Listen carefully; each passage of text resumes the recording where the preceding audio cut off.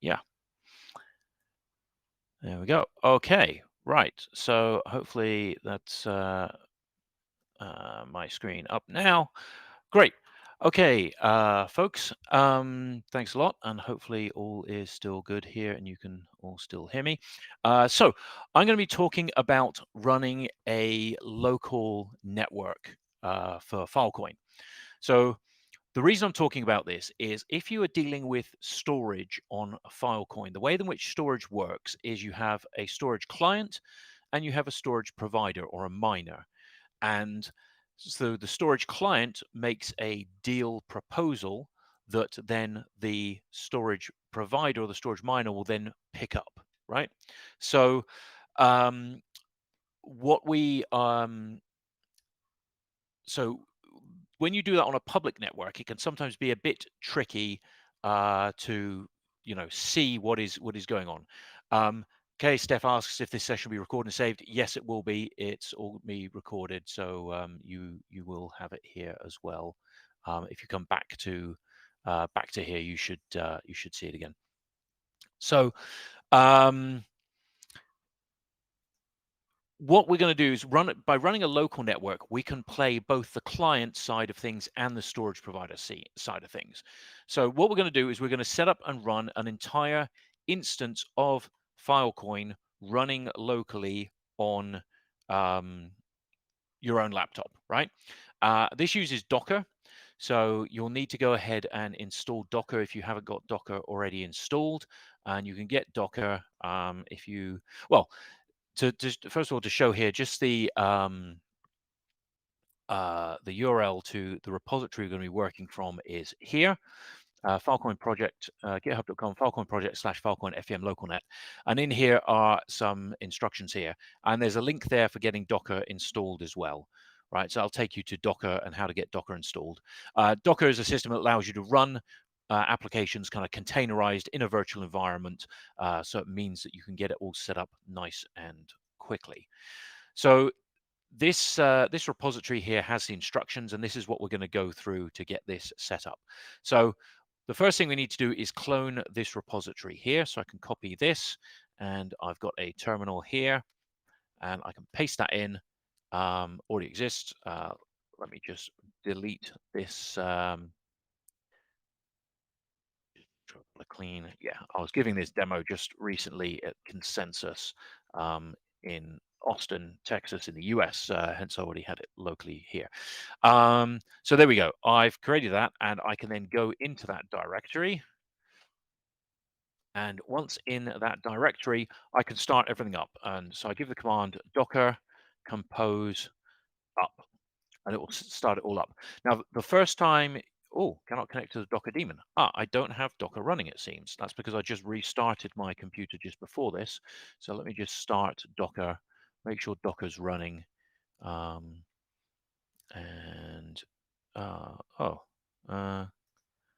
close. See, hopefully this will start up okay. Right. Okay, good. Let's try this again then. So Docker compose up. Right, there we go. Now, the first time you run this, it will have to go and fetch the Docker image. The Docker image is about 3 gigabytes in size, so just be aware of that in terms of network bandwidth when you run that. What this will do is it'll start up 5 different containers. It'll start up a Lotus container. That's the node software that runs the Filecoin node. It'll start up Lotus Miner. That's the an instance of a miner or a storage provider. It'll start up an instance of some software called Boost. That is software that is used to manage the storage provider kind of business side of things. And then 2 ancillary tools, Booster HTTP and Booster BitSwap, that allow Boost to kind of connect out with the outside world. So this is just starting up here. And it'll take, like I said, it takes a while to download the image. Once it's got the image, it starts up, and it'll take about 3 minutes or so. This is running on a MacBook M1. Like I said, it should run on Windows, Linux, older MacBooks, whatever you've got available to run it. Now, what we're actually running here is what's called a 2 kilobyte network. So that means each sector, which is the unit of which storage providers operate, is 2 kilobytes in size. What that actually means is the maximum size of a storage deal that we can create is also only 2 kilobytes. So bear that in mind, it's very small. The reason it's so small is it means it's very quick to be able to actually demo this and get it all up and running on your laptop. There is a file that you can edit. There's a .env file in that repository, and that contains, you can comment out to create what's called an 8 meg network. And if you comment those lines out there, then it will run an 8 meg network. So I'll give you a bit more storage space. You can store up to 8 meg per item there, but it still should be small enough to run on most reasonably recent laptops.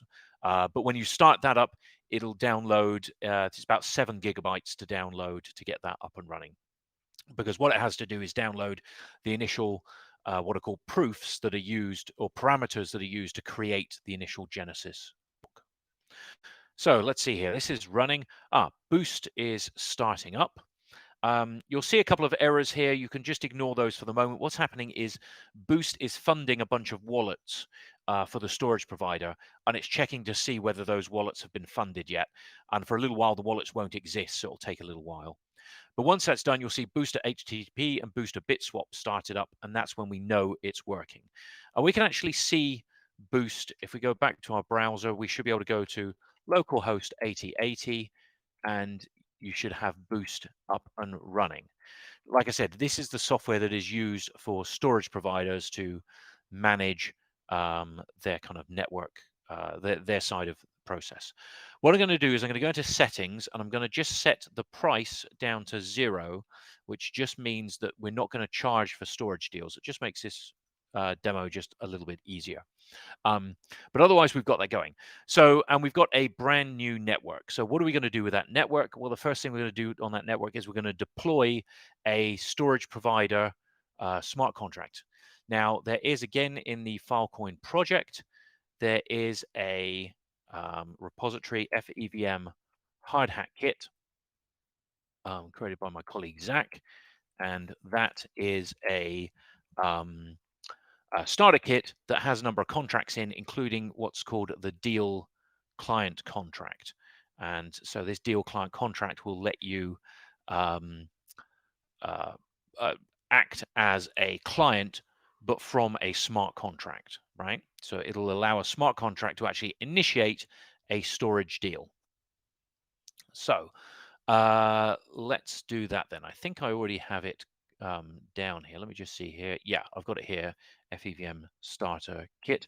So what I need to do is I need to deploy that. And again, I think I've got the command in my history here, deploy.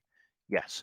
So yarn hard hat deploy, and I tell it that the local net, the network that we want is local net. So that'll configure the local net. Now, that has failed. Now, the reason that has failed is because there is no, I haven't got my key set for my wallet, and I haven't given my wallet any funds yet.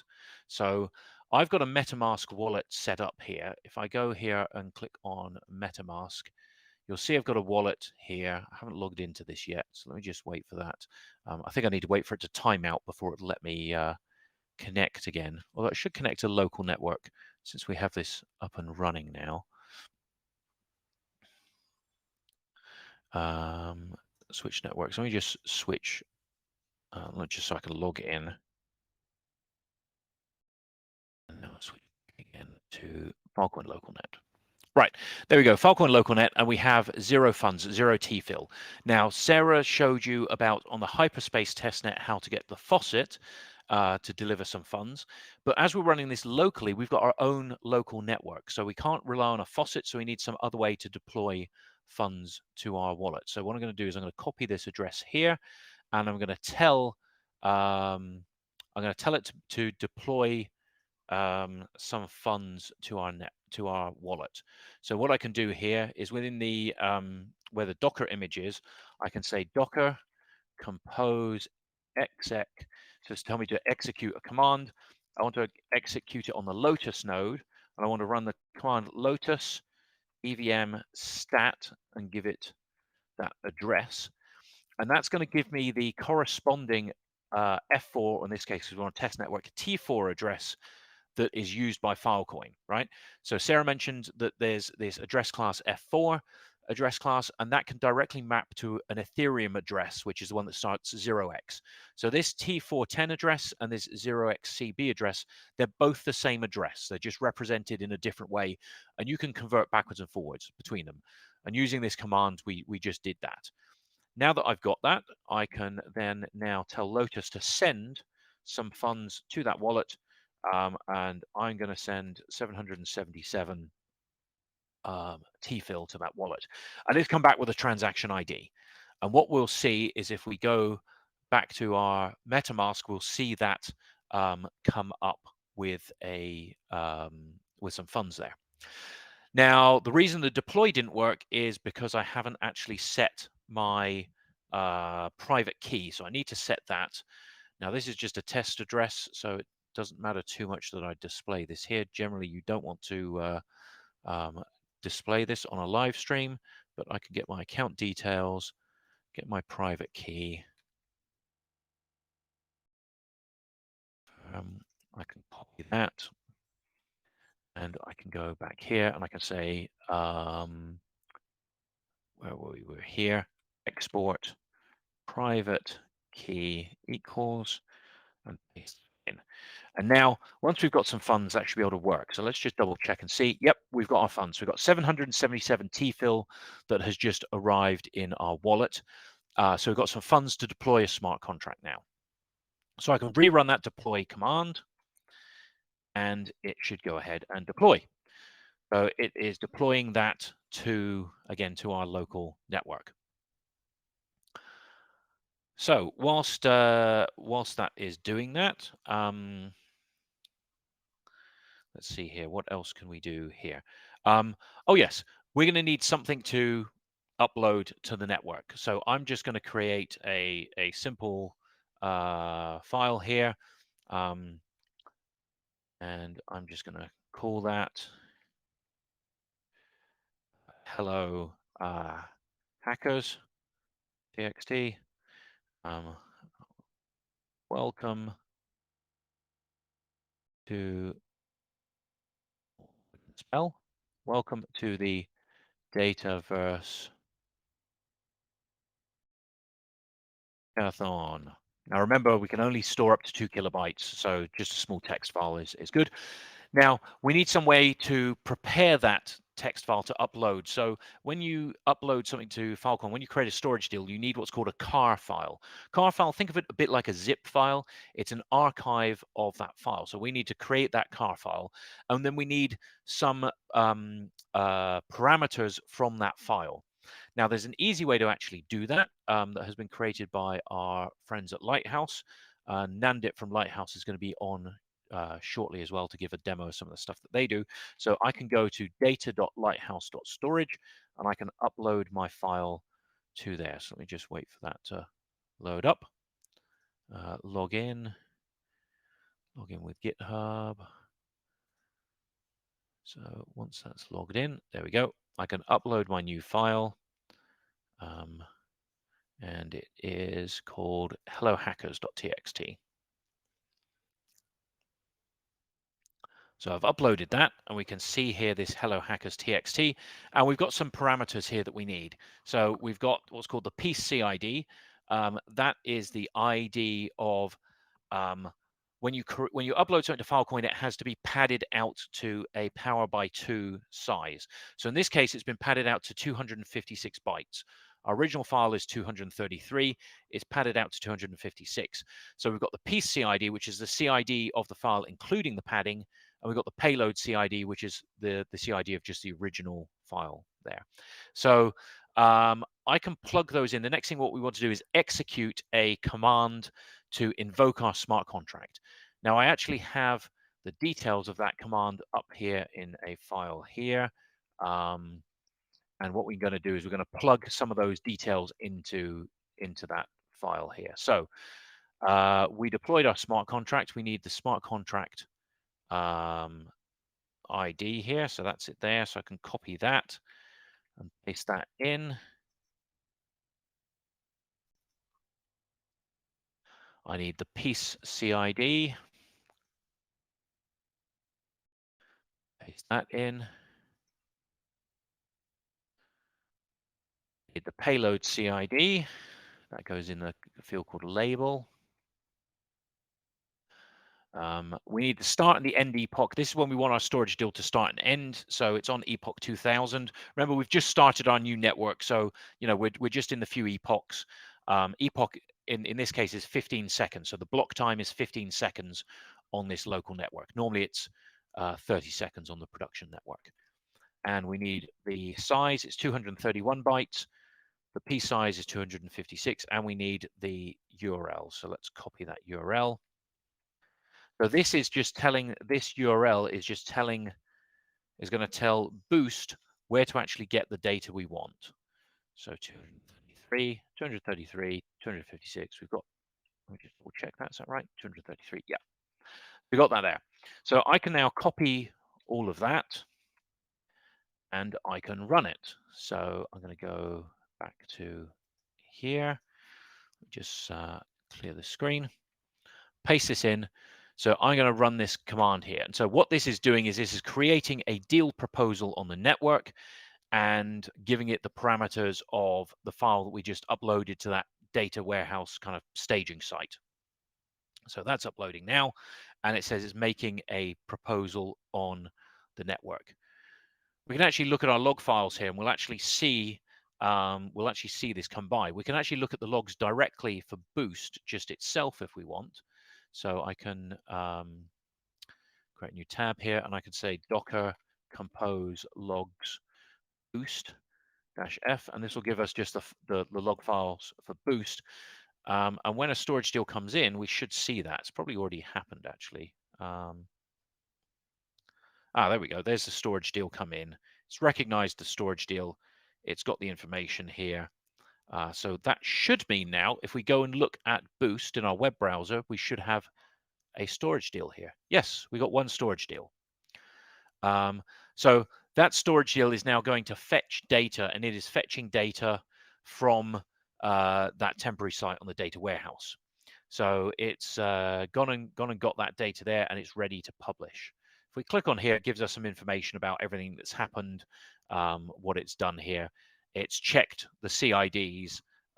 So COMP, that's the piece CID there.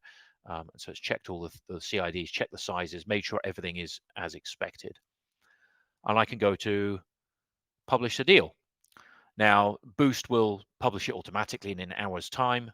I want to publish it now, so I hit publish now, and it is now publishing it, so it's waiting confirmation.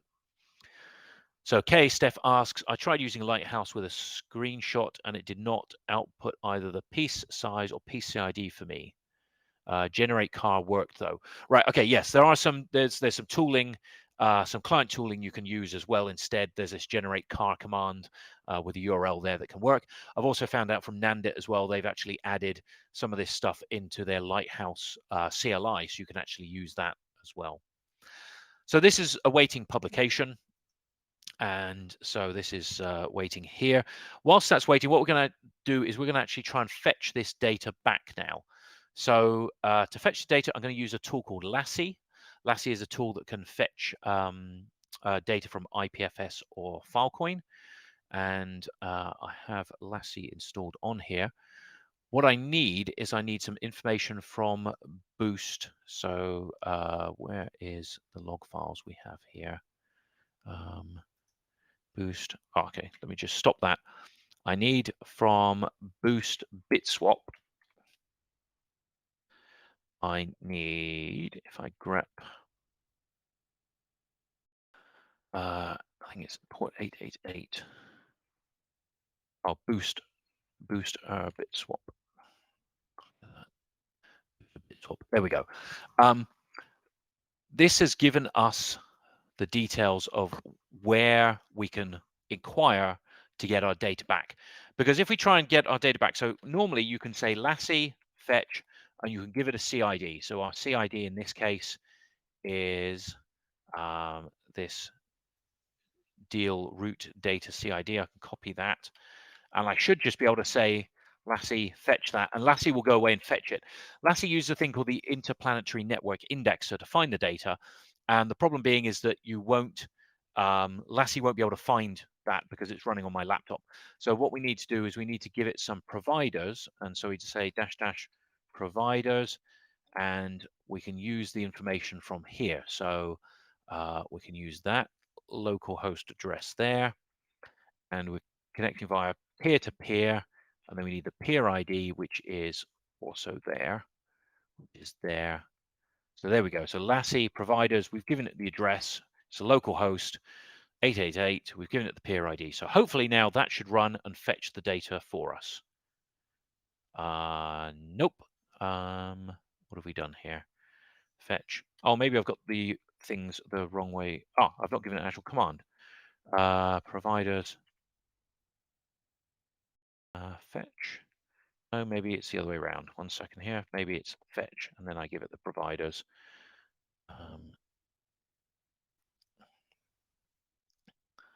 Just got those the wrong way around, I think. Let's try that.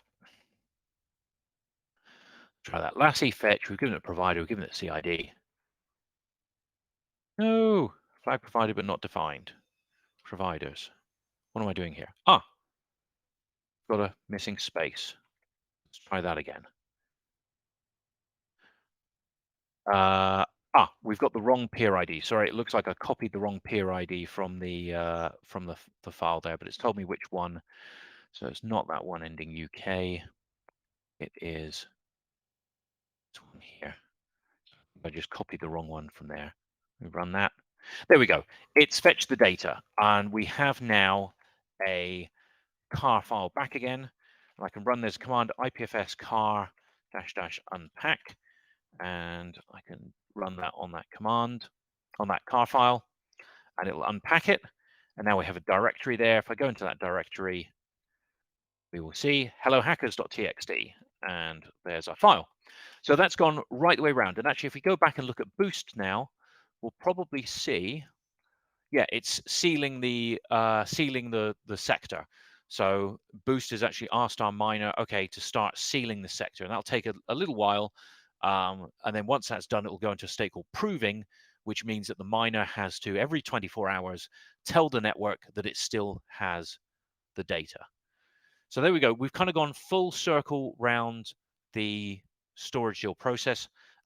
Hopefully that was clear. I'll also put some slides. I've got some diagrams as well I meant to bring up here, but I didn't get a chance to grab them before the talk.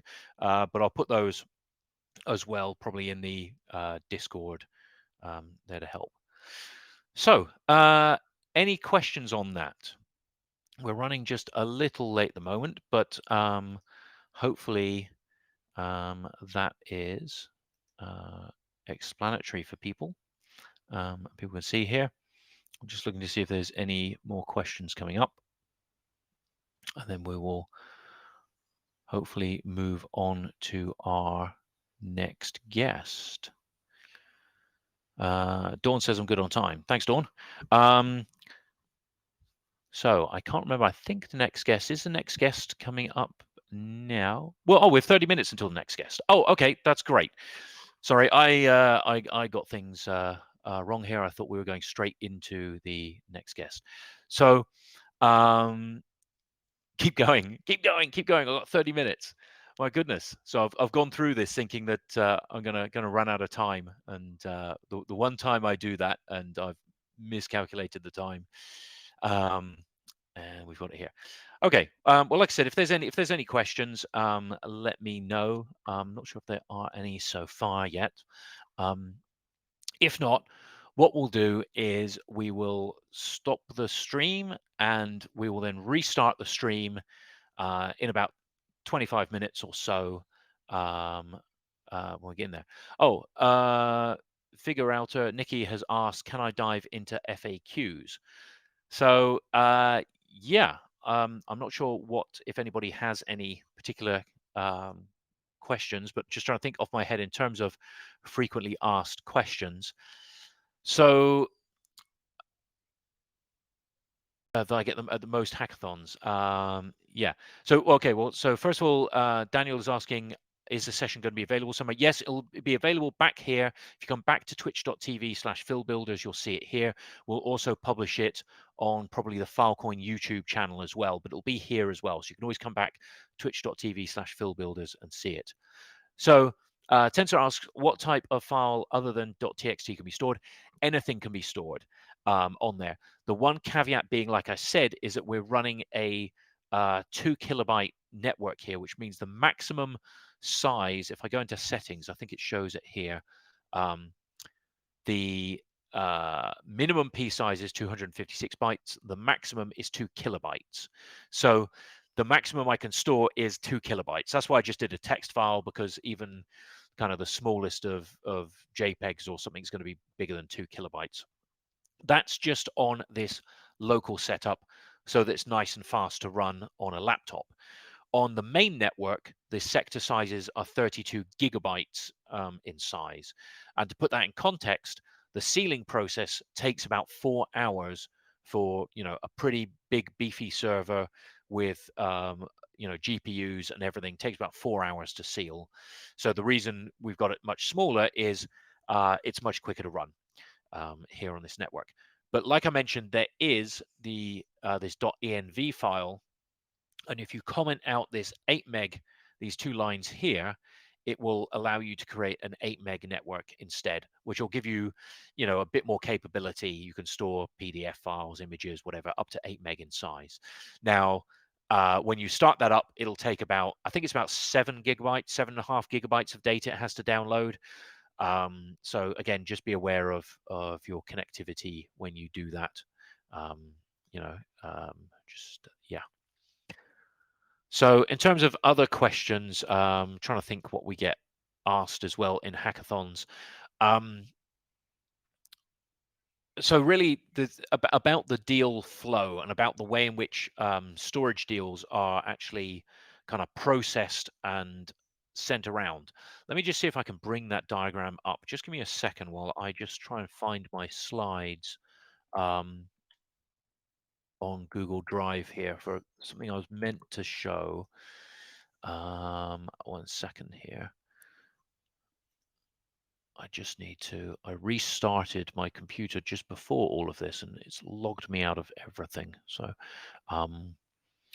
but let me just see here, slides, and I'll bring these up. Yeah. Okay. Let me try and, 1 second. Let me just try. Hopefully this doesn't cut us out again. Right, there we go.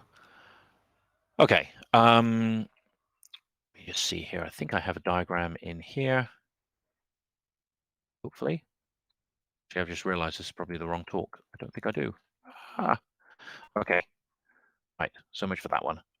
1 second here. Let me just try again then, and see. I did another talk.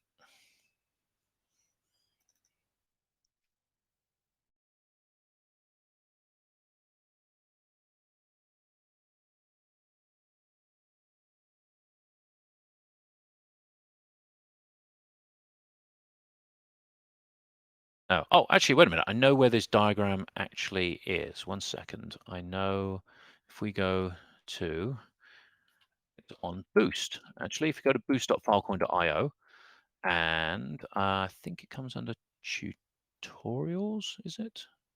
No, getting started. Architecture. Here we go. This is the diagram I wanted to show. Right.